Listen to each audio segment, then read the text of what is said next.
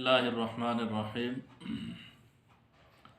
एक सवाल किया गया था कि वितरों की नमाज में अगर दुआए कुनूत रह जाए तो फिर क्या किया जाए। उसका जवाब ये है कि वितरों की तीसरी रकात में दुआए कुनूत पढ़ी जाती है।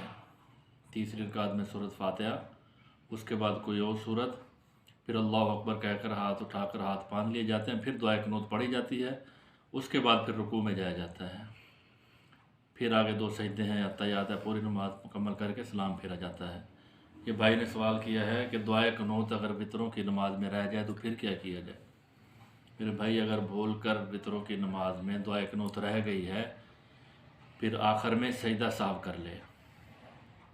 यानी एक आदमी ने तीसरी रकात में दुआ कुनूत पढ़नी थी, अब बजाय वो अल्लाह अकबर कहकर हाथ बांध के दुआ कुनूत पढ़ता, वो रुकू के अंदर चला गया, रुकू से फिर खड़ा हुआ, फिर सजदे में जाने लगा, फिर उसको याद आया हो मैंने तो दुआ कुनूत पढ़ी नहीं।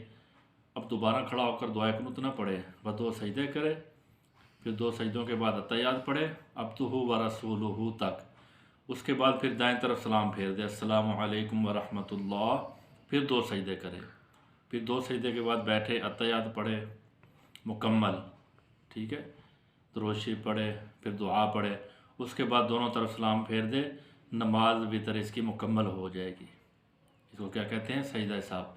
दुआ कुनूत को भूल गया, कोई आदमी नहीं पढ़ सका वितरों में भूलने की वजह से, तो आखिर में सजदा साहब कर ले, वितरों की नमाज उसकी हो जाएगी। जो कमी हुई है अल्लाह जल्ल शान उसको पूरा कर देंगे।